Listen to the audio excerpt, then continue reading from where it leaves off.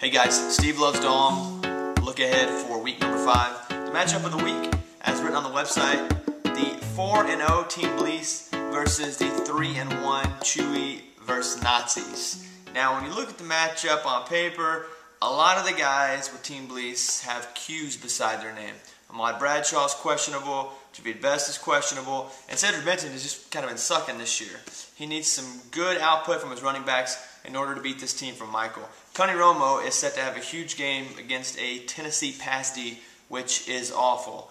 And I know all the Cowboy fans in our league would love that. Frank Gore, Matt Forte, and he's also starting Ryan Torain this week, which hasn't had a bunch of carries, but Clinton Portis has kind of been carrying the load. Torain's a Mike Shanahan guy, and they have him projected at 12 points this week.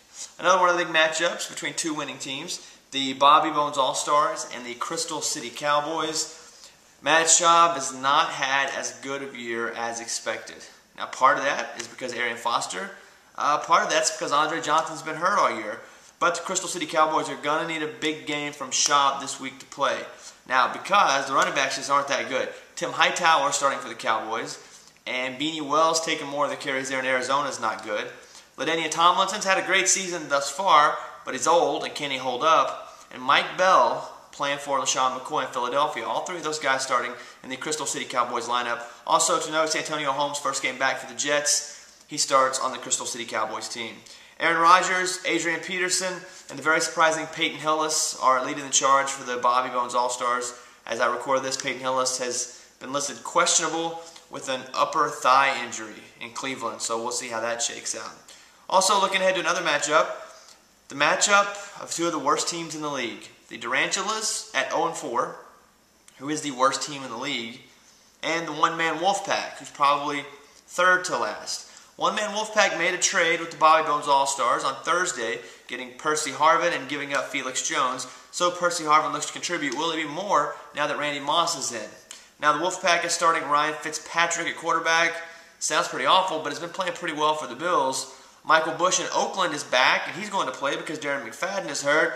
Marion Barber, he's also starting Danny Amendola. Just not a good-looking Wolfpack team. Now, as you look at the Durantulas, they're 0-4, but they look pretty good this week.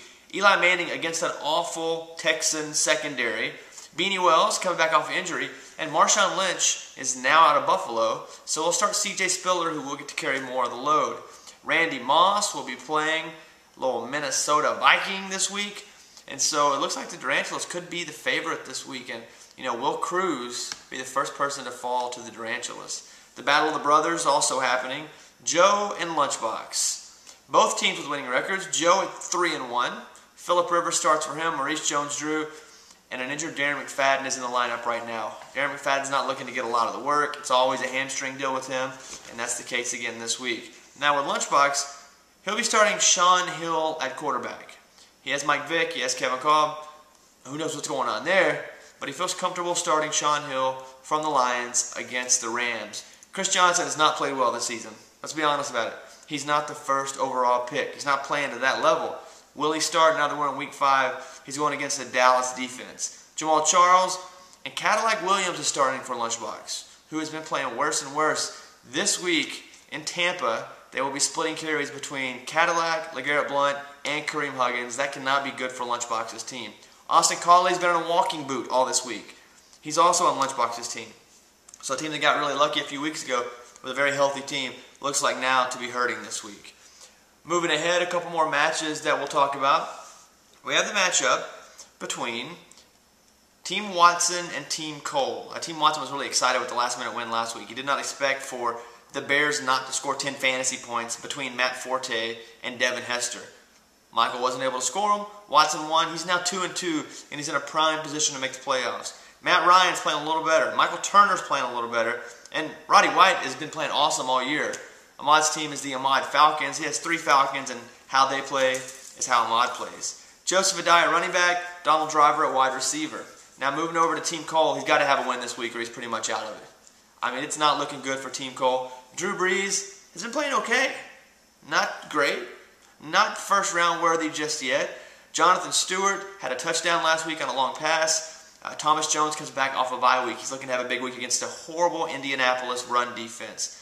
Colston Something's got to be up with the dude in New Orleans. Is he injured? Because he's just not getting the ball at all. This is a big game for both teams. If Ahmad's able to pull this one out, Ahmad may be a playoff contender.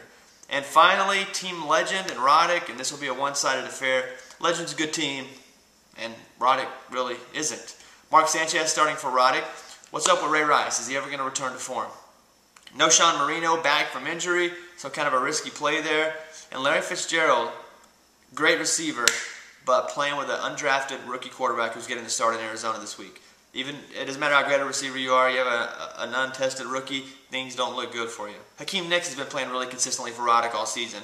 Now as we look over to Team Legend, he's having to bench Jay Cutler. That may be good for Roddick. Cutler's got concussions, not going to be able to play. So Team Legend will be playing Carson Palmer this week. Palmer had a decent game last week, thrown for over 300 yards, but just hasn't looked good overall. T.O. wasn't covered at all last week. Carson Palmer had a big game. Will he play better this week? Steven Jackson has looked like a stud, even with the quick groin injury. Arian Foster. Will Ryan Matthews finally have a good game? Roy Williams from Dallas and Greg Jennings, the other wide receiver. And the steal from all the trades has got to be Antonio Gates. Legend got him from Courtney after week 1. Courtney's an idiot. Courtney got Portis and then went on the message board proclaiming his genius. Now Portis is out 4 to 6 weeks and it looks like he may even be cut from the Redskins before we know it. Anyway, my point is, Legend has Antonio Gates, the best receiver in San Diego. And those are the matchups this week. That's who's playing who, and we'll see you soon.